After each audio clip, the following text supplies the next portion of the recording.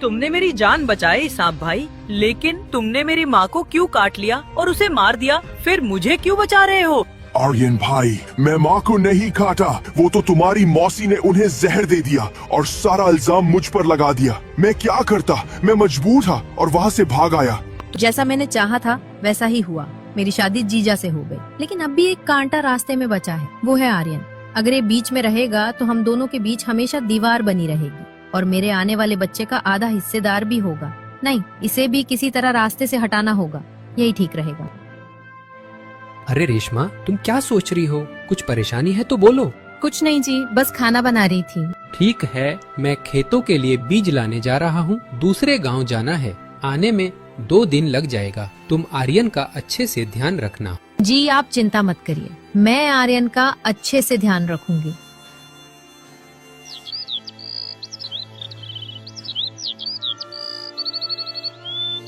सुखू वहाँ से चला जाता है।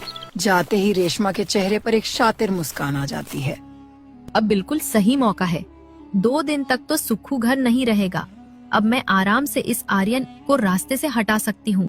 मौसी, मुझे बहुत जोरों से भूख लगी है, मुझे कुछ खाने को दो ना। ठीक है बेटा, रोज रोज रोटी सब्जी खाकर तुम ऊब जाओगे। आज मैं तुम्हें जंगल से ताजे ताजे फल तोड़कर ला कर दूंगी। क्या सच में माँ, आप मुझे जंगल से फल दोगी? आप कितनी अच्छी माँ हो। हाँ बेटा, अब मैं ही तुम्हारी माँ हूँ। चलो जंगल चलते हैं। रेशमा आर्यन को लेकर घने जंगल की ओर बढ़ जाती है। उसी समय दूर से वही सांप जिसे सुगंधा ने पाला था उन्हें देख लेता है और उनके पीछे पीछे चल पड़ता है।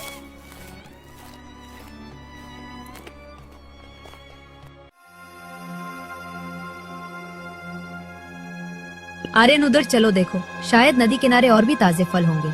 नहीं माँ, मुझे नदी के किनारे बहुत डर लगता है, मैं वहाँ नहीं जाऊँगा। अरे चलो तो सही, मैं हूँ ना, तुम्हें डरने की क्या बात है। तुमने मेरी जान बचाई सांप भाई, लेकिन तुमने मेरी माँ को क्यों काट लिया और उसे मार दिया? फिर मुझे क्यों बचा रहे हो? आर्यन भाई, मैं माँ को नहीं काटा, वो तो तुम्हारी मौसी ने उन्हें जहर दे दिया और सारा इल्जाम मुझ पर लगा दिया। मैं क्या करता, मैं मजबूर था और वहाँ से भाग आया।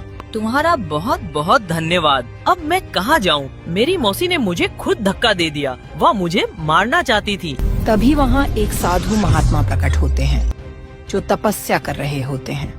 पुत्र, तुम यहाँ इस वीरान जंगल में क्या कर रहे हो? यहाँ तो तुम्हारे जैसे छोटे बच्चे के लिए रहना बहुत खतरनाक है। महाराज, मुझे नहीं पता मेरा घर कहाँ है, मुझे कुछ भी याद नहीं। बस इतना याद है कि मेरी मौसी ने ही मुझे धक्का देकर मारने की कोशिश की।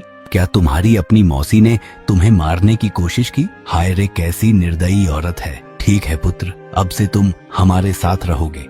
हम तुम्हें विद्या सिखाएंगे, साधना कराएंगे और तुम्हें अपने जैसा साधु बनाएंगे।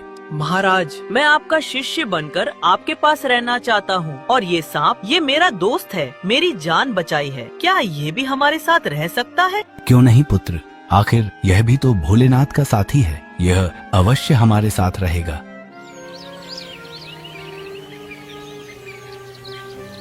उस दिन के बाद से आर्यन, साधु महाराज और वह सांप जंगल में एक साथ रहने लगते हैं।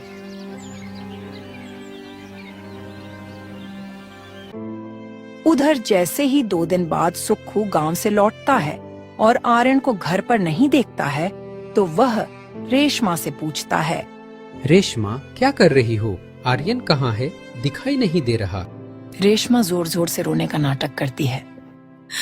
मैं आपसे कैसे बताऊं जी कि आर्यन अब इस दुनिया में नहीं रहा। तुम कैसी बातें कर रही हो? सच बताओ, आर्यन कहाँ है?